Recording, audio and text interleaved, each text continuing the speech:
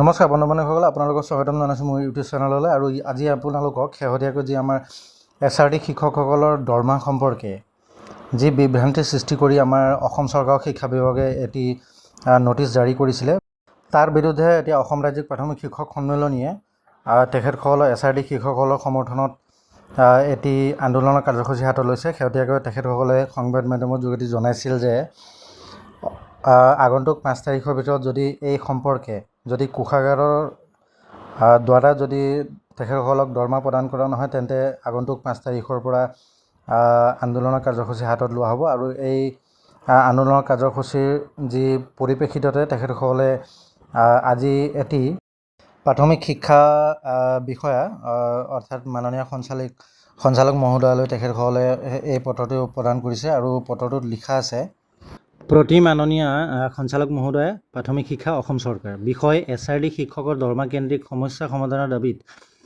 ঘোষিত আন্দোলনৰ কাৰ্যসূচী সম্পৰ্কে অৱগতকৰণ। অৰ্থাৎ যি আমাৰ প্ৰাথমিক শিক্ষক সন্মিলনীয়ে যি আমাৰ শিক্ষামন্ত্ৰী মহোদয় তথা সঞ্চালক মহোদয়ক লগ কৰি পেলাই যে SRD শিক্ষকসকলৰ সমৰ্থনত SRD শিক্ষকসকলৰ দৰমহাটো যাতে কোষাগাৰৰ পৰা নিয়মিতভাৱে হয়, তাৰ কাৰণে যি সমস্যা সমাধানৰ যি কাৰ্যসূচী হাতত লৈ তেখেতসকলক শেহতীয়াকৈ অৱগত কৰিছিল, কিন্তু তাৰ পৰিপ্ৰেক্ষিতত আজিলৈকে একো ব্যৱস্থাও লোৱা হোৱা নাই। সেইকাৰণে প্ৰাথমিক শিক্ষক সন্মিলনীয়ে আন্দোলনৰ কাৰ্যসূচী হাতত লৈছে। পত্ৰটোত আৰু লিখিছে যে মহাশয়ে নমস্কাৰ গ্ৰহণ কৰিব। ৰাজ্যখনৰ প্ৰায় 15,000 শিক্ষকে সমগ্ৰ শিক্ষাৰ অধীনৰ পৰা পদত্যাগ কৰি প্ৰাথমিক শিক্ষা সঞ্চালকালয়ৰ অধীনত নিয়মীয়া শিক্ষকৰূপে 10ৰ পৰা 15,000 পৰ্যন্ত দৰমহা হ্ৰাস হোৱাৰ পাছতো যোগদান কৰিছিল।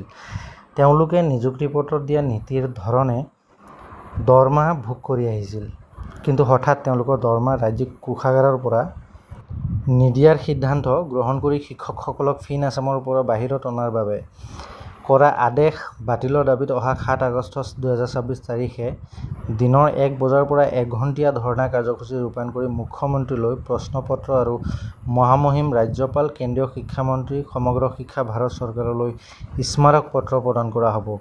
ইয়াৰ পাছতো সৰ্বশিক্ষাৰ পৰা পদত্যাগ কৰা শিক্ষকসকলক SNA স্পৰ্টছ মডিউলৰ জৰিয়তে দৰমহা দিয়াৰ আদেশ বাতিল নহ'লে 12 আগষ্টৰ পৰা প্ৰতিদিনে 300 শিক্ষকে অনিৰ্দিষ্টকালীন অৱস্থান ধৰ্মঘট কাৰ্যসূচী পালন কৰিব। ঘোষিত কাৰ্যসূচী মহোদয়ৰ জ্ঞাতাৰ্থে অৱগত কৰা হ'ল। শ্ৰদ্ধাৰে নীলাক্ষী গগৈ সভাপতি, ৰাতুল গোস্বামী প্ৰধান সম্পাদক, অসম ৰাজ্যিক প্ৰাথমিক শিক্ষক সন্মিলনী। অৰ্থাৎ আমাৰ 7 আগষ্ট তাৰিখে দিনৰ 1 বজাৰ পৰা 1 ঘণ্টীয়া ধৰ্ণা কাৰ্যসূচী আৰম্ভ হ'ব। আৰু তাৰ পাছত যদি চৰকাৰে স্থিতিটো স্পষ্ট নকৰে বা কোষাগাৰৰ পৰা দৰমহা যদি প্ৰদানৰ আদেশ প্ৰদান নকৰে, তেন্তে আগন্তুক 12 আগষ্টৰ পৰা প্ৰতিদিনে 300জন শিক্ষকে অনিৰ্দিষ্টকালীনভাৱে অৱস্থান ধৰ্মঘট কৰাৰ কাৰ্যসূচী পালন কৰা হৈছে। অৰ্থাৎ এই আন্দোলন অনিৰ্দিষ্টকাললৈ থাকিব, যেতিয়ালৈকে সেই দৰমহাৰ যি সমস্যা আছে সেইটো সমাধান নহয়। গতিকে আমাৰ SRD শিক্ষকসকলৰ সমৰ্থনত আমাৰ অসম ৰাজ্যিক প্ৰাথমিক শিক্ষক সন্মিলনীয়ে সমৰ্থন কৰিছে তথা তেখেতসকল আগবাঢ়ি আহি এই আন্দোলনৰ কাৰ্যসূচী হাতত লৈছে।